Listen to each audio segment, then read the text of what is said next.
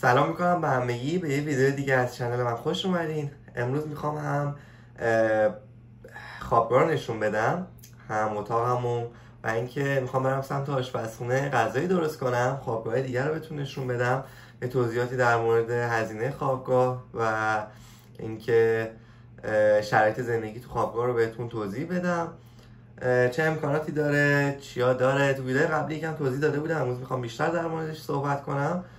فقط قبل اینکه بریم من توضیح بدم، تو ویدیو قبلی هم اینو توضیح دادم. تو تابستون بعد خودمون غذا درست کنیم اینجا.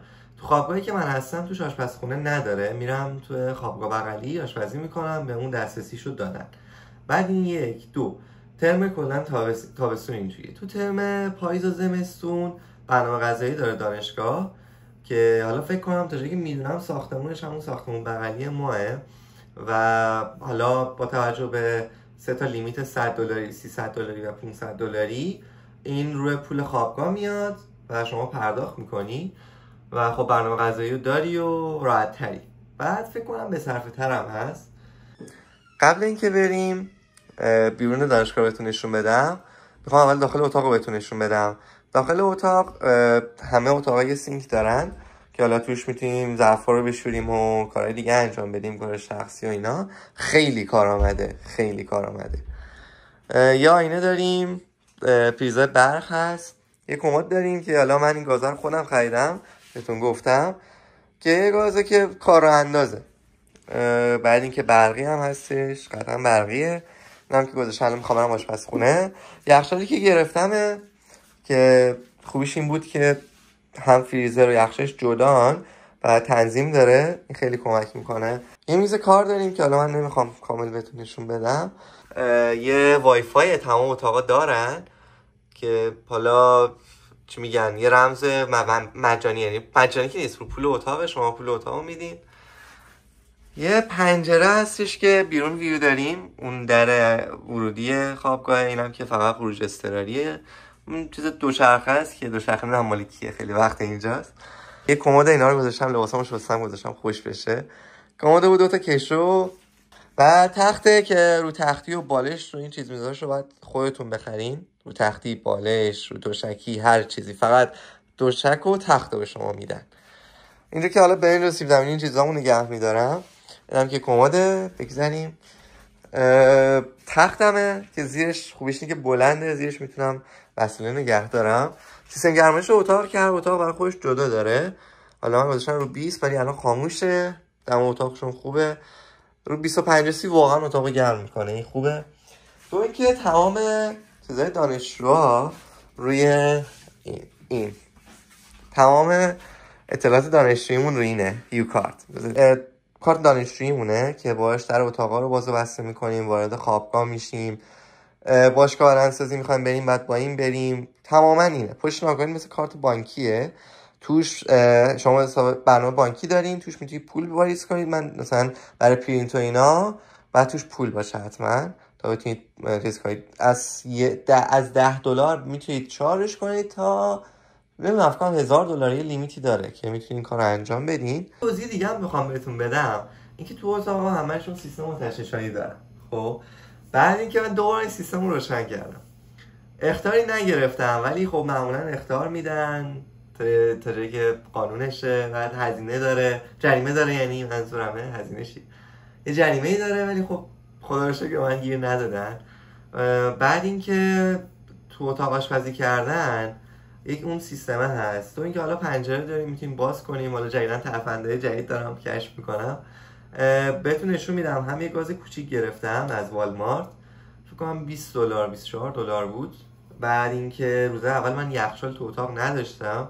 خب کلا دیفالت دانشگاه اینه که تابستون کلا همه جای دنیا همینه، سامر ترم خیلی دانشجو کم میاد و خب تو طول ترم هم خب دانشجوها بیشتر دوست دارن پولمون میل پلنر رو بدن، برنامه غذایی رو غذا بگیرن دیگه، دردسر درست کردن ایناش هم نداشته باشن. بعد اینکه خب اینا دیفالتش این بود که خب یخچال نیاز نداشتن. من تقریبا یه هفته کامل یا 2 هفته بدون یه هفته و نیم بدون یخچال بودم، تا اینکه رفتم والمارت و یخچال گرفتم. از سایتش آنلاین اول گرفتم، همون ثانیه لغو کردن سفارش منو، پولم برگردونن کامل. ولی باز خواستم اینو بهتون بگم، حضوری رفتم، با تاکسی آوردمش تا خوابگاه. $10 هم پول بیشتر تاکسی دادم که نباید میگرفت، ولی خب مجبور بودم دادم، خفتم کرد دقیقه 90 و همین دیگه. خب من الان قابل اون چیزایی که میخوام برداشتم، چون ساختمون بغلیه باید بردارم برم اونجا و این کار رو باید انجام بدم. واسه همین برای چند وعدم درست میکنم که هی اون تو میگن داستان رفت و آمده رو نداشته باشم. واسه همین هرچی میخوام برمیدارم. یه بعدی که داره، خب خوابگاهی که الان توشم ساختمون بغلیش میشه برای چیش میگن برای آشپزی و اینجور چیز میذارم. رو بندم کارتمو چک کنم. بذار این بهتون نشون بدم. ببینید این کارت من گذاشتم داخل این. خب حالا اینو هم میبندیم. تمام درها مثل هتله، هر کی کارت خودش داره و باز وصلش میکنه. خب ما اینو بذاریم. اینکه راه رومونه دقیقا دستشوی زمینه بغلمه. اون دستشوی رو الان نمیتونم نشون بدم. این میشه راه روی ما. خوابگاهی دیگه آسانسورم دارن، ولی خب من چون سال اولم بود تصمیم گرفتم که یه خوابگاه ارزونی انتخاب بکنم برای زندگی.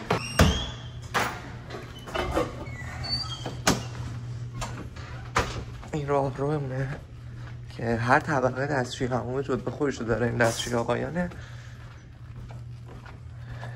این از این دوربینم که داره میبینید. این دستشوی زنانه است.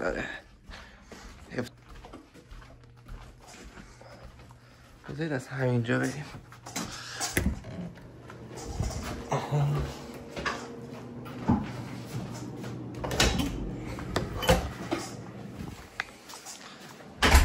خب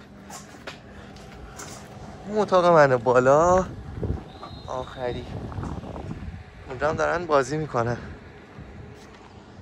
پارکینگ این پارکینگ خود خوابگاه. ماشینا رو میبینی؟ این که ساختمونا رو به هم دیگه وصل کرده. خب اینجا یه محوطه هست که توش خوابگاه هستن. این گرونترین خوابگاه اینجاست. این خوابگاهی که میرم توش آشپزی میکنم بزرگترین خوابگاه اینجاست. این هم که خوابگاهی که خودم توشم. آره بارونم اومده دیروز، ولی هوا خیلی بهتر شده. هفته بعدم که کلا از سه شنبه زده آفتاب و گرمتر بشه هوا. اسب کشه چیه این؟ خوشگله. بیام جلوتر.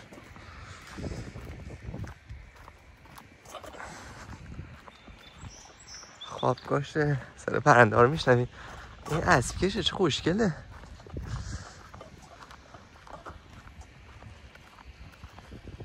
این خوابگاهی که یه درجه خوابگاه من بالاتره بعدش میشه اون خوابگاه. حالا بهتون نشون میدم چرا که گرونتره.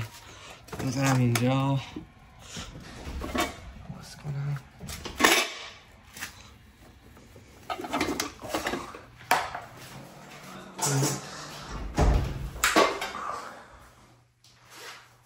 تو غذا میاد. مطمئنم تو آشپزخونه خبری هست.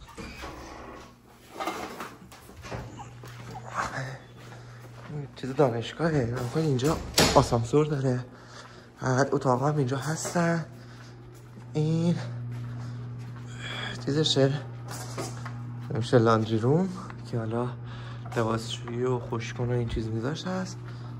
خدا کنه کسی نباشه دیگه. ای هستن نه ایول خالیه. این جونم. این داره همیشه اذیت میکنه. جونم مادرت باش. ایول من معمولا این صندلی رو برمیدارم چون گوشه است کسی هم کاری باش نداره. نگاه کنید اینجا که حالا سرخ کن که نمیگن ایرفرایر میگن دیگه. آره هواپس آبجوش کن. حالا چای ساز. حالا چایی نمیسازه. مایکروفر 2 تا گاز 8 تا شعله میشه. 2 تا فر داره، حالا بود و اینا هم که روشه. مایه هست، مایه دستشویی، ظرفشویی فکر نکنم کارآمد باشه. اینا هم کاغذ برای خشک کردن و این چیز میزا ریختن جمع نکردن، ولی خب خدای محیط تمیزی داره. این هم که از بیرون. اینجا هم یه چی بگم، صبح به صبح تمام چیزا رو تمیز میکنن، ساختمون و یعنی دستشویی همون که هر روز صبح تمیز میشه ساعت 6 صبح اینا. آشپزخونه هم که هر روز تمیز میشه و این خب یه پوان مثبت. بریم برای آشپزی. من حالا خود آشپزی فکر نکنم چیز مهیجی باشه، از وضعیت معلومش رو میذارم، بعدش هم بریم سراغ چیزای دیگه که از خوابگاه بخوام بهتون نشون بدم. بیشتر یه جور ولاگ بود که می‌خواستم بهتون توضیح بدم چجوریه. بحث هزینه هم بهتون بگم، من برای 3 ماه اینجا برای اون خوابگاه ارزونه 2400 تا دادم به غیر از برنامه غذایی. برای ایر بی ام بی هم که توش بودم یه اتاق اجاره کرده بودم، تقریبا دوباره 900 و خورده دلار شد. یعنی خیلی ارزون تر از اونه، با این حال که این خیلی امکانات بهتری داره، خیلی تمیزتره. بعد اینکه اتاق سینگل خودتو داری، اونم اتاق سینگل بود ولی خب توی خونه مشترک بودین. اینجا اینجوری نیست، اینجا خونه مشترک نیست، کلا هر کی اتاق خودشو داره، بقیه چیزا مشترک و خیلی هم تمیزتر از اونجاست، خیلی تمیزتره. بعد اینکه امنیت بالاتری داره. خود دانشگاه شما مسئله رفت آمد نداری تا دانشگاه، ولی مسئله خرید هم داری که اونم با یه خط میری میای، اصلا مشکلی نداره. من تا حالا مشکلی نداشتم. بعد اینکه خط اصلی هم میان اینجا، میتونید جای که مهمن رو راحت باش برین، وسط شهر میره، خارج از شهر میره، راحت میتونین باشون برین. و این تا اینجا دیگه، بریم برای آشپزی. خب تمام وسیله‌امو جمع کردم، اینجا هم که کامل تمیز کردم، ظرفا هم شستم، اینه که برای من نیست. بعد اینکه تمام بریم سمت خوابگاه.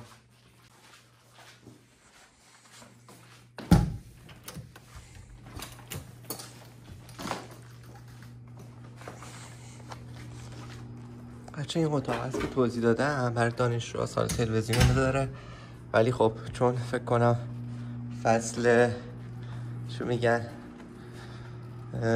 تابستونه، کلا سامر ترمه کلا نیستن.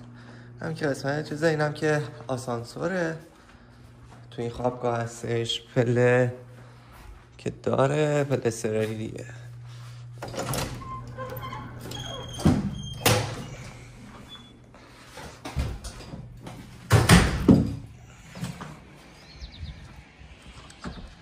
خب همونجوری که داشتم میگفتم، این گرونترین خوابگاه اینجاست، این ساختمونه چون جدیدتره. بعد قبل اون میشه این، بعدش هم که میشه ساختمونی که خودم توشم. آره، بعد این هم که کانکشن ساختمون این خوابگاه هست به اون غذاخوریه، چون اینجا ساختمون وصلن. این ساختمونی که من توشم داشته که دیدم کانکشنی نداشت توش، حتی شاید هم داشته باشه چون رو به اون وره کلن، ولی بیشتر اون وره آفیس و دفتر و این چیز میزاست. من که سطل آشغالشه میام اینجا خالی میکنم.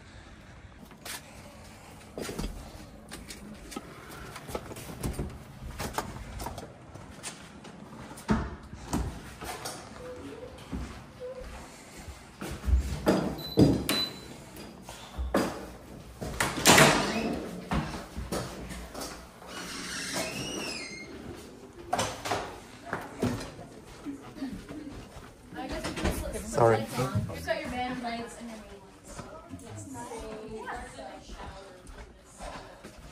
So they're shared like shower options. So this is one of the bathroom options. And then so this is خب این از ویدیوی امروز آشپزی کردیم و یه توضیحاتی دادم. ممنونشم که لایک و کامنت و سابسکرایب کنید، یادتون نره. و اینکه بخوام بگم سخت این کار یا نه، الان خودش مثلا 1 ساعت طول کشید. من اوکی ام با این کار، به نظرم خیلی بهتر از این که آدم مثلا توی یه خونه مشترک زندگی کنه با یه دونه آشپزخونه مشترک. اینجا 3 نفر هم همزمان میتونن آشپزی کنن. خب هم شعله داره، فر داره، بعد امکانات دیگه هم داره که میتونیم استفاده کنیم. بعد اگر اتاق تو خود همون خوابگاه باشه خب راحت‌تر رفت و آمد. بعد اینجا فصل تابستون فقط این کارو میکنم، برای میگم فصل دیگه برنامه غذایی که میگم و برداشتمش و اینکه خب خیلی کارم راحت تره. بعد تابستون هم هوا خب معمولا گرم و خوبه، یعنی اون رفت آمده اوکیه، اینجوری نیست که برف باشه سخت باشه. روزی که اومدم من اوکی بودم، یه بارون نمی بوده مثلا ولی کلا اوکی ام. و اینکه بعضی از تایما بریم مثل این تایمی که الان من رفتم ساعت 11 تازه کشفش کردم، کلا خلوت معمولا اوکیه. بقیه دانشجوها نمیدونم کجا آشپزی میکنم، من خیلی از ساعت‌ها رو رفتم برای تست و اینا نیستن، عجیبیش اینه. تو همین خوابگاهی که توش هم هستن، بعد اینجا هم اصلا آشپزخونه نداره تو این خوابگاه بخوایم بگیم، تا شاید بعضی برن تونکی خوابگاه برای آشپزی، حسم اینو میگه. همین دیگه، اینا ویدیو امروز، تا ویدیو بعدی خدا نگهدار.